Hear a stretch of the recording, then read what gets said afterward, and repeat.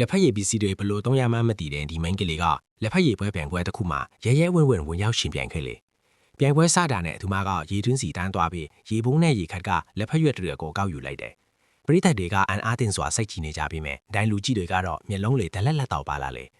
သူမဟာလက်ဖက်ရည်ရဲ့အနေသားရာကိုအမှန်တကယ်နားလည်ပြီးလက်ဖက်ရည်ဖြော်ဖို့အတွက်ရေတွင်းရေတန်းကိုအသုံးပြုတတ်ကြကြောင်းချီးကျူးကြတယ်ထို့နောက်မိန်းကလေးကသူမရဲ့နေရာကိုပြန်လာပြီးတခြားသူတွေရဲ့လှုပ်ရှားမှုတွေကိုအကူအညီမဲ့စွာတူပါကလက်ဖက်ရည်အိုးတိုးကိုဖြော်နိုင်ခဲ့တယ်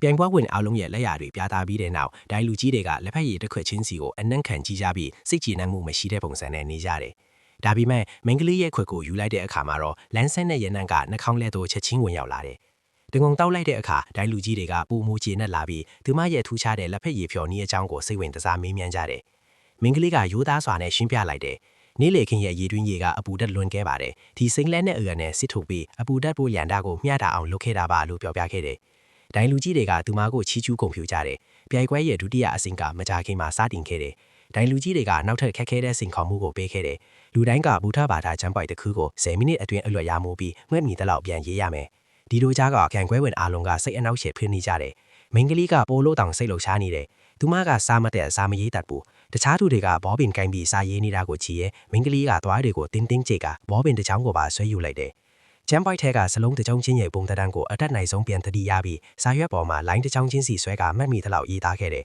။မထင်နိုင်တာတွေကြားကနေသူမကအချိန်မကုန်ခင်မှာချမ်းပိုက်တစ်ခုလုံးကိုအပြည့်အစုံရေးသားနိုင်ခဲ့တယ်။ရလက်တွေကိုစစ်ဆေးတဲ့အခါတခြားပြိုင်ပွဲဝင်တွေရဲ့စာရွက်တွေမှာအမားယွန်းတွေချက်လက်မှုတွေရှိနေတယ်။မိန်းကလေးရဲ့စာရွက်တစ်ရွက်ပဲအမားယွန်းမရှိပဲပြီးဆုံးနေခဲ့တယ်။သူမရဲ့ပြိုင်ပွဲတွေကဒေါသထွက်ကသူမကိုလိမ့်လဲတယ်လို့ဆွဆွဲကြတယ်။သူတို့ကသူမရဲ့စာရွက်မှာလက်မှတ်မပါလို့ပဲတင်တယ်လို့လည်းပြောဆိုကြတယ်။မိန်းကလေးကပြတ်သားစွာနဲ့သူမရဲ့အကြောင်းကိုရှင်းပြပြီးပြိုင်ပွဲစည်းကမ်းမှာလက်မှတ်ထိုးဖို့မလို့အကြောင်းအလေးပေးပြောကြားခဲ့တယ်။ဒါပေမဲ့ဒိုင်လူကြီးတွေကသူမလက်မှတ်ထိုးမယ်ဆိုရင်ချန်ပီယံစီရမယ်လို့ပြောခဲ့တယ်။ဒီလိုကြားတာမိန်းကလေးကရင်ဘက်မှာချိတ်ထားတဲ့နာမည်ကတ်ကိုဖြူယူပြီးမင်းတဲ့နစ်ကစာရွက်ပေါ်မှာတိုက်ရိုက်ကျစိတ်ခတ်လိုက်တယ်။ချက်ချင်းဆိုတယ်လို့ပဲတစ်ခုလုံးသိစိတ်သွားတယ်။အဲ့ဒီလိုနဲ့မိန်းကလေးကနောက်ဆုံးချန်ပီယံဆုကိုရရှိခဲ့တယ်။